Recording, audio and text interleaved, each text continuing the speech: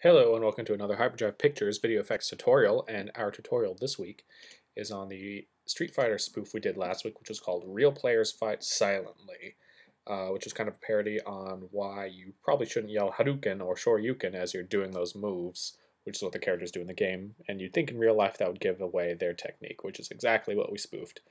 But if you watch the video, which if you haven't, click right here, but if you watch the video, you probably noticed that we had some really cool impact hits, and we had a bunch of different types, including this smoky one here.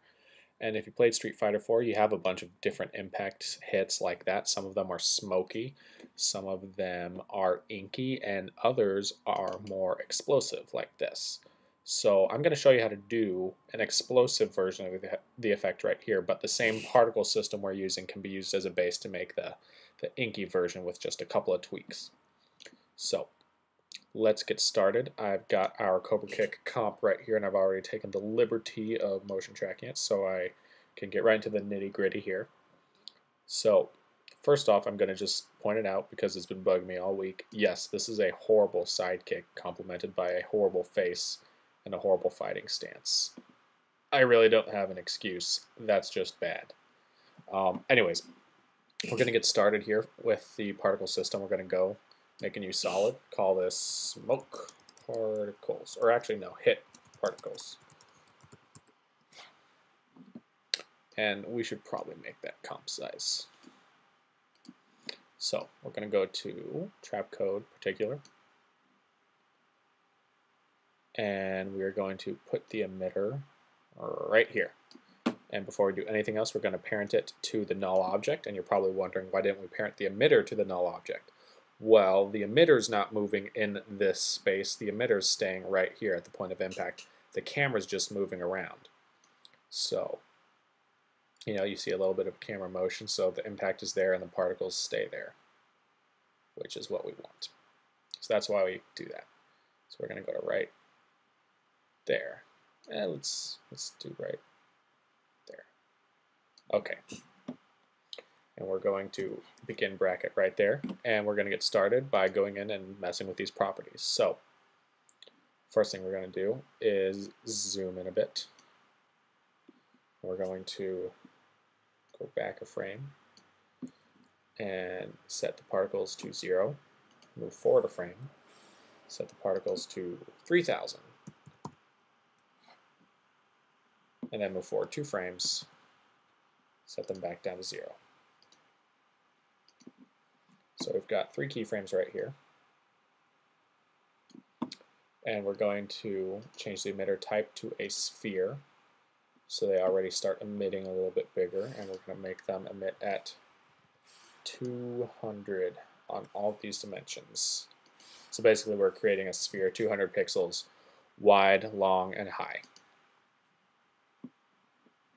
And we're going to turn the velocity up a ton. Let's try around 600. So what's going to happen is, and let's lower this so we can see everything. They're going to shoot out,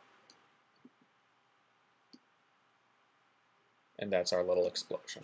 Now the effect is really short, so let's go to our particle properties and make the life of the particle 0.4 seconds. Because these hits are really short, they're not even a second long. So that's it. And the effect ends there, and we can do an end bracket on that layer right there. And let's make this blue. So let's start modifying this to where it doesn't look like a bunch of little stars, and it starts to look like a really cool explosion. So we're going to start by making the particle type a cloudlet, so it looks a little bit irregular. And we're going to feather it up around 70, 80 pixels. We're going to make the size fairly big. And we are going to make the size over life shrink, like so. And we're going to leave the opacity at 100 and the opacity random, let's make it around 50. And you can customize all these properties to make the exact kind of impact you want. So don't feel like you have to do these instructions to a T. In fact, you'll learn better if you mess around with them like this. So let's make the color transfer mode, not color mode, transfer mode add. But we are going to mess with the color. So the color is going to be an overlife gradient. So let's go in, and we don't want color random, we want color overlife. Let's pick this green gradient right here. Double click, there we go. And it's going to start off as white, end up as yellow. And let's do that. So see, they start as white, but then they really quickly turn to yellow. Cool. Now let's make the size much bigger, because those get small pretty quick given how short this effect is. And let's feather it a bit more. Cool. Alright, now let's make the opacity over life fade out like that, so we have a nice smooth fade out. And you know what? Now that we've made all those particles bigger, we can go back and make this smaller. So let's make this back down to 50.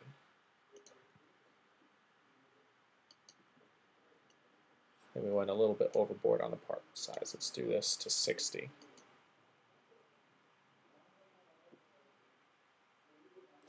Cool.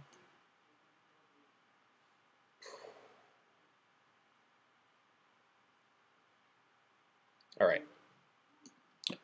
Now let's go and make these particles a little bit more detailed. We're going to go in and make an auxiliary system here. So we have a little bit more particles happening in the center. So we're going to set it to emit continuously. And let's do 25 particles per second. 30. 0.4 on the life, just like everything else. And if you don't know what an auxiliary system is it basically takes your existing particles and makes those emit more particles. And by default, they kind of emit back towards the center point of your system, which is actually exactly what we want here. And a lot of the settings are what we want already, so let's just mess with the ones we need to change. Let's make the size a little bit bigger. 16 is good.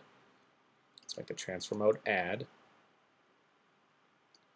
Let's go into the feather it up a bit.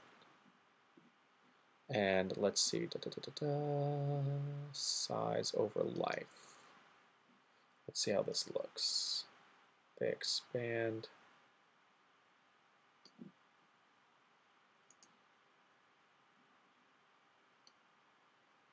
And then they go away. We can probably leave the size over life as is. Actually, no, let's go ahead and make that a fade out. There we go. Now this looks a little bit too uniform, so we'll fix that really quickly by going into physics, going into the air transform. So you see how all these particles are going in a straight line towards the center. If we go to the air turbulence field, we can change the position so it's a little bit random looking. Also, I'm not the biggest fan of this green to blue color scheme here, so let's go in and change that into color over life. And let's use the yellow.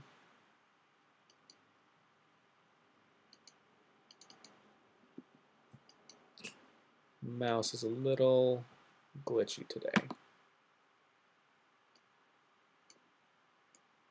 Okay, change you to green. There we go.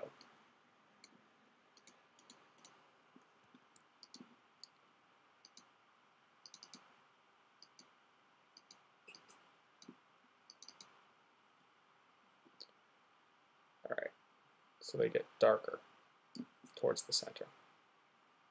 Let's go a little bit more. There we go. Great. Now,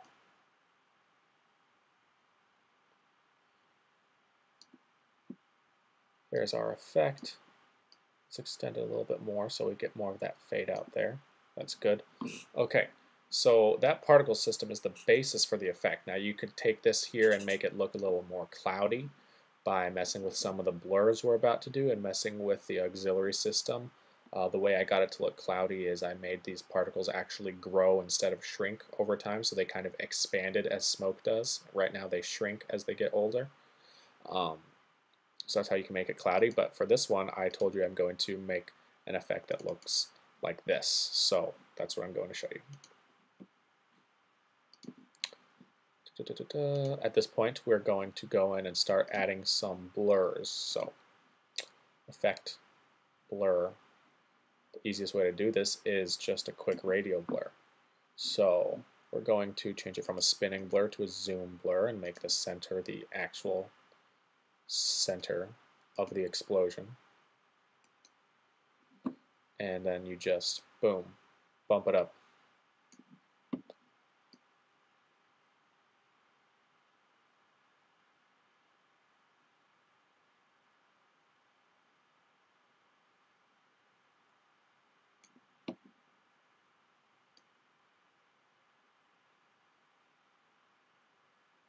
There you go.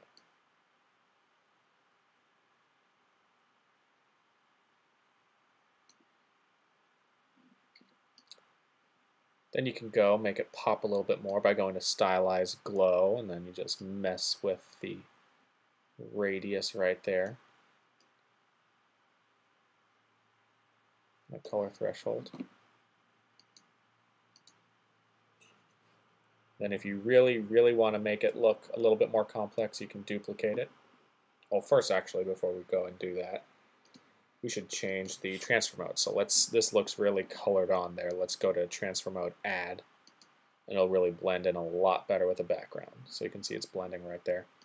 Now if we duplicate it, it's going to start to look pretty intense, but we can also go in and change the color scheme to just be white to black, or even just complete white. Change it to normal.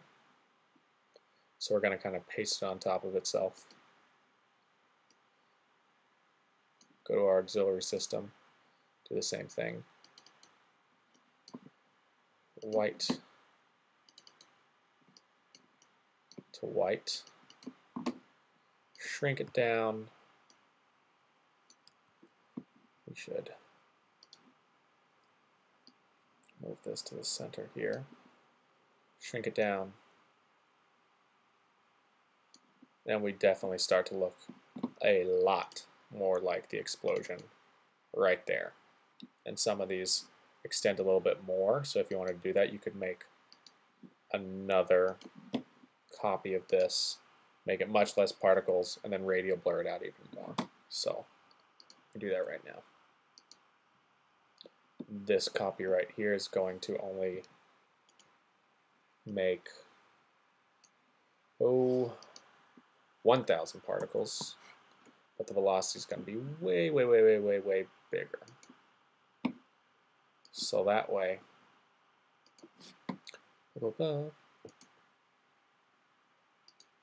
you get a couple that go beyond the normal sphere that the others go in.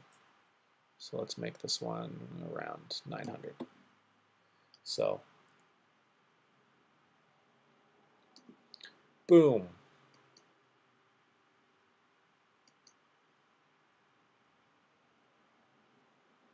So we're starting to get some. Let's actually lower the amount of particles born even more so it's more and more distinct. Let's do 500.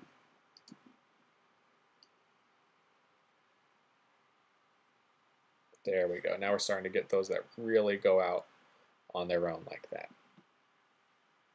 And let's make this one screen so we're not too overboard there. All right, that's the effect. You can kind of garnish it however you like. I added in some sparks from Action Essentials and some powder hits. I also added a three-dimensional ring and a bulge distortion when I made the smoke effect, and some other effects I didn't. I did glows and just simple blurs. But that's pretty much it. And like I said, this particle system is the basis for the effect.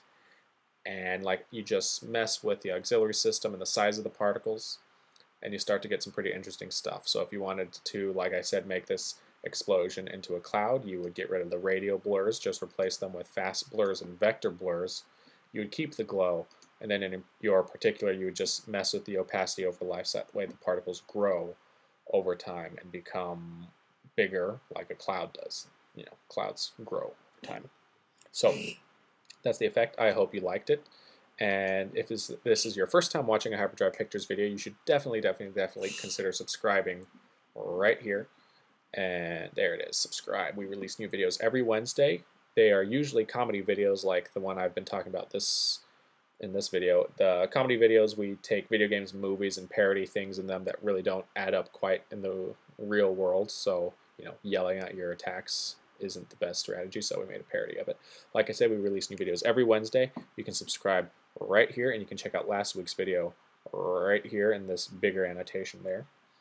And I really hope you enjoyed this video. If you did, please consider liking it below. If you had any questions on how to change something and make an effect look a different way, definitely leave in the comments below, or if you liked it, just leave it in the comments below and share it with your friends. Hopefully with this tutorial you can get your friends together who are Street Fighter fans and make your own Street Fighter action video. So hope you like it, and I'll see you guys next Wednesday with a new video.